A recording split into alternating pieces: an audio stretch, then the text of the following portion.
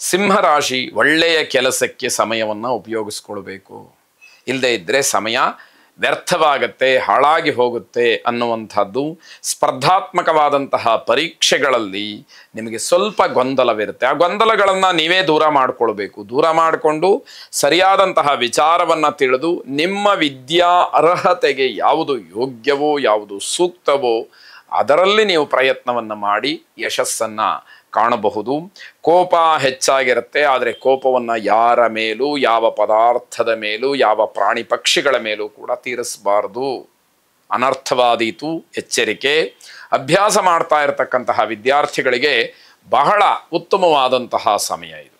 ಅಂದರೆ ನಿಮ್ಮ ಅಭ್ಯಾಸದಿಂದ ನಿಮಗೆ ಒಂದಷ್ಟು ಅನುಕೂಲಗಳು ಆಗುವಂಥದ್ದು, ಅಥವಾ ವಿಶೇಷವಾಗಿ ನೀವು ಅದರಿಂದ ಲಾಭವನ್ನು ಪಡೀತಕ್ಕಂಥದ್ದಾಗತ್ತೆ. ಮಕ್ಕಳಿಗೆ ಬಹಳ ಸಂತೋಷಕರವಾದಂತಹ ದಿವಸ ಇದು. ಆ ಸಂತೋಷದಿಂದ ನಿಮಗೆ ಬೇರೆ ಬೇರೆ ಕೆಲಸಗಳಲ್ಲಿ ಉತ್ಸಾಹ ಮೂಡ್ತು ಅಂತಾದರೆ ಆ ಸಂತೋಷವೂ ಕೂಡ ಸಾರ್ಥಕವಾಗತ್ತೆ. ಆಂಜನೇಯ ಸ್ವಾಮಿಯನ್ನು ವಿಶೇಷವಾಗಿ ಪ್ರಾರ್ಥನೆ ಮಾಡಿ, ಅನುಕೂಲ ಇರತಕ್ಕಂಥವರು ಆಂಜನೇಯ ಸ್ವಾಮಿಯ ಸೇವೆಯನ್ನು ಮಾಡಿ ಶುಭವಾದ.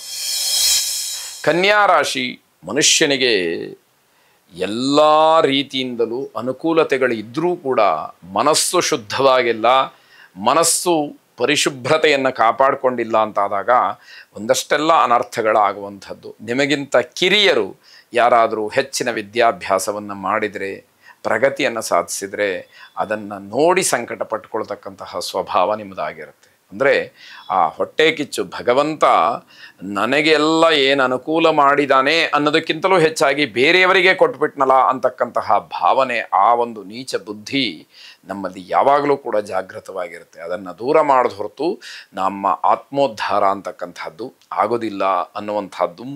ನೀವು ಮಾಡಬೇಕಾದಂತಹ ಕೆಲಸ ನಿಮಗೆ ಸಮಾಧಾನ ಕೊಡೋದಿಲ್ಲ. ಯಾಕೆಂದರೆ ಮನಸ್ಸು ಯಾವಾಗ ಕಲುಷಿತವಾಗಿರುತ್ತೆ ಆಗ ಉತ್ತಮವಾದಂತಹ ಯೋಚನೆಗಳು ಬರೋದಕ್ಕೆ ಕಷ್ಟವಾದೀತು. ನಿಮ್ಮ ಸ್ವಭಾವದಿಂದ ಸ್ಪರ್ಧಾತ್ಮಕವಾದಂತಹ ಜೀವನದಲ್ಲಿ ಹಿನ್ನಡೆಯಾಗುತ್ತೆ. ಇವತ್ತಿನ ಸಮಾಜ ತುಂಬ ಸ್ಪರ್ಧೆಯಿಂದ ಕೂಡಿರತಕ್ಕಂಥದ್ದು. ಅಂತಹ ಸಂದರ್ಭದಲ್ಲಿ ನಿಮಗೆ ಅದು ತೊಂದರೆಗೆ ಕಾರಣವಾದೀತು. ಹಳೆಯ ವಿಚಾರಗಳು ಮುನ್ನೆಲೆಗೆ ಬರ್ತಕ್ಕಂತಹ ಸೂಚನೆಗಳಿದೆ. ಸಹೋದ್ಯೋಗಿಗಳಿಗೆ ಶುಭವಾರ್ತೆ ಸಿಕ್ಕುವಂಥದ್ದಿದೆ. ಹೊರಗಡೆ ತಿರುಗತಕ್ಕಂತಹ ಮನಸ್ಸು ಹೆಚ್ಚಾಗುತ್ತೆ. ಯಾವುದೋ ಕೆಲಸಕ್ಕೋಸ್ಕರವಾಗಿ ಹೊರಗಡೆ ಇರಬೇಕು ಅನ್ನುವಂತಹ ಭಾವನೆ ಮನಸ್ಸಿನಲ್ಲಿ ಹೆಚ್ಚಾಗಿದ್ದು ಬೇರೆ ಯಾವುದರ ಬಗ್ಗೆನೂ ಕೂಡ ಗಮನ ಇಲ್ಲದೆ ಇರುವಾಗ ಆಗುತ್ತೆ. ವಿದ್ಯಾರ್ಥಿಗಳಿಗೆ ಏಕಾಗ್ರತೆಯ ಕೊರತೆ, ಮನಸ್ಸನ್ನು ಒಂದು ಕಡೆ ಹಿಡಿದಿಟ್ಟುಕೊಂಡು ಓದಬೇಕು ಅನ್ನುವಂಥದ್ದು ವಿದ್ಯಾರ್ಥಿಗಳಿಗಾಗೋದಿಲ್ಲ. ಅದರಿಂದ ದೊಡ್ಡ ಮಟ್ಟದ ತೊಂದರೆಯಾಗುತ್ತೆ. ಗುರು ದಕ್ಷಿಣಾಮೂರ್ತಿಯನ್ನು ಪ್ರಾರ್ಥನೆ ಮಾಡಿ, ಆ ದಕ್ಷಿಣಾಮೂರ್ತಿಯ ಅನುಗ್ರಹದಿಂದ ನಿಮ್ಮ ವಿದ್ಯಾಭ್ಯಾಸದಲ್ಲಿರತಕ್ಕಂತಹ ಅಡೆತಡೆಗಳು ದೂರವಾಗಲಿ. ಶುಭವಾಗಿ. ತುಲಾರಾಶಿ ಆರೋಗ್ಯದಲ್ಲಿ ಸಣ್ಣ ಪುಟ್ಟ ಏರುಪೇರುಗಳಾಗ್ತಕ್ಕಂತಹ ಸೂಚನೆ ಇದೆ. ಅದರಿಂದ ಗಾಬರಿಯಾಗಬೇಕಾದಂಥದ್ದೇನಿಲ್ಲ. ಆದರೆ ಎಚ್ಚರಿಕೆಯಿಂದ ಇದ್ದರೆ ನಿಮಗೊಂದಷ್ಟು ಅನುಕೂಲವಾಗುತ್ತೆ. ಎಚ್ಚರ ತಪ್ಪಿದಾಗ ಇಡೀ ದಿನ ಆ ಸಣ್ಣ ಪುಟ್ಟ ಏರುಪೇರುಗಳಿಂದ ಹಾಳಾಗ್ತಕ್ಕಂಥದ್ದಾಗುತ್ತೆ. ಇಡೀ ದಿವಸವನ್ನು ಕಳ್ಕೊಂಡ್ಬಿಟ್ರೆ ಮಾಡಬೇಕಾದಂತಹ ಜವಾಬ್ದಾರಿಯುತವಾದಂತಹ ಕೆಲಸಗಳಿಗೆ ತೊಂದರೆಯಾದೀತು ಅನ್ನುವಂಥದ್ದು. ಹುಟ್ಟುಹಬ್ಬವನ್ನು ಆಚರಣೆ ಮಾಡಿಕೊಳ್ಬೇಕು ಅಂತ ಇರುವಂಥವರು ಬಹಳ ಸರಳವಾಗಿ ಮಾಡಿಕೊಳ್ಳುವಂಥದ್ದು ಒಳ್ಳೆಯದು. ಯಾವುದೋ ಉತ್ತುಂಗದ ಸಂತೋಷದಲ್ಲಿದ್ದಾಗ ತತ್ಕ್ಷಣದಲ್ಲಿ ದುಃಖವನ್ನು ಭರಿಸಬೇಕಾದಂತಹ ಪರಿಸ್ಥಿತಿ ಬಂದರೆ ದೊಡ್ಡ ಆಘಾತವಾದೀತು ಅನ್ನುವಂಥದ್ದು. ವಿದ್ಯಾರ್ಥಿಗಳಿಗೆ ಆರೋಗ್ಯ ಸಮಸ್ಯೆಯಿಂದ ತಮ್ಮ ವಿದ್ಯಾಕ್ಷೇತ್ರದಲ್ಲಿ ಹಿನ್ನಡೆ ಅಥವಾ ಬೇಸರವಾಗ್ತಕ್ಕಂಥದ್ದು. ಮನೆಯ ಸದಸ್ಯರೆಲ್ಲರ ಜೊತೆಯಲ್ಲಿ ಕಾಲವನ್ನು ಕಳೆಯೋದಕ್ಕೆ ಅವಕಾಶ ಇದೆ. ಒಳ್ಳೆಯ ರೀತಿಯಲ್ಲಿ ಆ ಸಂದರ್ಭ ಒದಗಿ ಬರಲಿ. ಅಲಂಕಾರದ ಬಗ್ಗೆ ಹೆಚ್ಚು ಗಮನವನ್ನು ಹರಿಸ್ತೀರಿ. ಅದರಿಂದ ಒಂದಷ್ಟು ಖರ್ಚು ಕೂಡ ಆಗುವಂಥದ್ದು. ಈ ವರ್ಷ ಎಲ್ಲ ಕೆಲಸಗಳಿಗೆ ಯೋಜನೆಯನ್ನು ಹಾಕ್ತಕ್ಕಂತಹ ದಿವಸವಾಗತ್ತೆ. ಆದರೆ ಯೋಜನೆ ಮುಖ್ಯ ಅಲ್ಲ, ಅದರಂತೆ ಕಾರ್ಯಗತಗೊಳಿಸಬೇಕಾದ ಮುಖ್ಯವಾಗತ್ತೆ. ಮನಸ್ಸಿಗೆ ಸಂತೋಷ, ಆನಂದ ಎಲ್ಲವೂ ಕೂಡ ಇರತಕ್ಕಂತಹ ದಿವಸ. ಭಗವದ್ ಅನುಗ್ರಹದಿಂದ ಅದಕ್ಕೆ ಯಾವುದೇ ರೀತಿಯ ಚ್ಯುತಿ ಬಾರದಾಗಿರಲಿ ಅಂತ ಹೇಳಿ ನೀವು ವಿಶೇಷವಾಗಿ ಕುಲದೇವತಾ ಪ್ರಾರ್ಥನೆಯನ್ನು ಮಾಡಿ ಶುಭವಾಗಿ. ವೃಶ್ಚಿಕ ರಾಶಿ ಯಾವುದೇ ಕೆಲಸದಲ್ಲಿ ಎಷ್ಟು ಪರಿಣಿತಿ ಅನುಭವ ಇದ್ದರೂ ಕೂಡ ಅಗತ್ಯ ಬಿದ್ದಾಗ ಬೇರೆಯವರ ಸಹಾಯ ಸಹಕಾರ ಬೇಕಾಗುತ್ತೆ.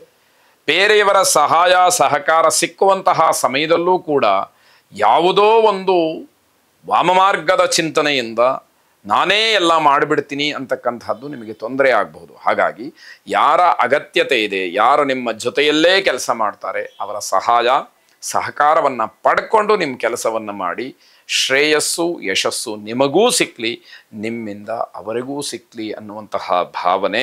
ಕೆಲಸದಲ್ಲಿ ದೊಡ್ಡ ದೊಡ್ಡ ಜವಾಬ್ದಾರಿಯಿಂದ ಬೇಸರವಾಗುತ್ತೆ, ಆದರೆ ಅನಿವಾರ್ಯ, ಮಾಡಲೇಬೇಕಾದಂತಹದ್ದು. ಅದನ್ನು ಬಿಟ್ಟು ಬೇರೆ ದಾರಿ ಇಲ್ಲದೇ ಇರತಕ್ಕಂಥದ್ದಾಗತ್ತೆ. ಬೇರೆಯವರಿಗೆ ಉಪಕಾರವನ್ನು ಮಾಡ್ತೀನಿ ಅಂತ ಹೋಗಿ ನಿಮಗೆ ನೀವೇ ತೊಂದರೆಯನ್ನು ಅನುಭವಿಸ್ಕೊಳ್ತೀರಿ, ತೊಂದರೆ ಪಟ್ಕೊಳ್ತೀರಿ, ತೊಂದರೆ ಮಾಡ್ಕೊಳ್ತೀರಿ. ಬೇರೆಯವರಿಗೆ ಸಹಾಯ ಮಾಡೋದು ತಪ್ಪು ಅನ್ನುವಂಥದ್ದಲ್ಲ, ಬೇರೆಯವರಿಗೆ ಸಹಾಯವನ್ನು ಅಗತ್ಯವಾಗಿ ಮಾಡಿ. ಆದರೆ ಅವರಿಗೆ ಮಾಡಿದಂತಹ ಸಹಾಯದಿಂದ ನಿಮಗೇ ತೊಂದರೆಯಾಗುತ್ತೆ, ನಿಮಗೆ ಆಪತ್ತಿದೆ ಅಂತ ಆದರೆ ಅದರ ಬಗ್ಗೆ ಕ್ಷಣವಾದರೂ ಯೋಚನೆ ಮಾಡಬೇಕಾದಂತಹ ಅಗತ್ಯತೆ ಅಲ್ಲಿ ಇರುತ್ತೆ ಅಂತ ಅರ್ಥ. ಸುಲಭವಾಗಿ ಸಾಲ ಅಥವಾ ಹಣ ದೊರೆಯೋದರಿಂದ ಯಾವ ತೊಂದರೆಯೂ ಇಲ್ಲ ಅಂತ ತಿಳ್ಕೊಂಡಿದ್ದವ್ರದ್ದು ಭ್ರಮೆಯಾಗ್ಬಿಡುತ್ತೆ. ಅದೇ ದೊಡ್ಡದಾದಂತಹ ತೊಂದರೆ. ಸಾಲವೋ ಶೂಲವೋ, ಸಾಲ ಪಡ್ಕೊಳ್ಬಹುದು, ಆದರೆ ತೀರಿಸುವಂತಹ ಸಾಮರ್ಥ್ಯ, ಯೋಗ್ಯತೆ, ಉತ್ಸಾಹ ಪಡ್ಕೊಳ್ಳುವಾಗ ಇದ್ದಷ್ಟೇ ಮುಗಿಯುವವರೆಗೂ ಇರಬೇಕಾಗತ್ತೆ. ಅದು ಇರುತ್ತಾ ಅಂತ ಹೇಳಿ ಪ್ರಶ್ನೆಯನ್ನು ಮಾಡಿಕೊಳ್ಬೇಕು. ವ್ಯಾಪಾರ ವ್ಯವಹಾರಕ್ಕೋಸ್ಕರವಾಗಿ ಸಾಲ ಮಾಡುವಂತಹ ಸಾಧ್ಯತೆ ಹೆಚ್ಚಾಗಿರುತ್ತೆ. ಸಾಲ ಮಾಡೋದು ತಪ್ಪಲ್ಲ, ಆದರೆ ಆ ಮಾಡುವಂತಹ ಸಾಲಕ್ಕೆ ಉದ್ದೇಶ ಒಳ್ಳೆಯದಾಗಿರಬೇಕು, ಅಷ್ಟು ಅನಿವಾರ್ಯತೆ ಇರಬೇಕು, ಅದರ ಅಗತ್ಯತೆ ಇರಬೇಕು. ಇವೆಲ್ಲವನ್ನ ಸರಿಯಾಗಿ ತಿಳಿದು ಆಮೇಲೆ ಆ ವಿಚಾರಕ್ಕೆ ಮುಂದಾದರೆ ಅದಕ್ಕೊಂದು ಗೌರವ ಇರತಕ್ಕಂಥದ್ದು. ಋಣಮೋಚನ ಅಂಗಾರಕ ಸ್ತೋತ್ರವನ್ನು ಪಠನೆ ಮಾಡಿ ಋಣಮುಕ್ತರಾಗಿ ಸಾಲ ಮಾಡುವಂತಹ ಪರಿಸ್ಥಿತಿ ಒದಗುವುದು ಬೇಡ ಅನ್ನುವಂಥದ್ದೆಲ್ಲ ನಿಮ್ಮ ಪ್ರಶ್ನೆಗಳು ಪ್ರಾರ್ಥನಾ ರೂಪವಾಗಿ ಇರಲಿ. ಶುಭವಾಗಿ.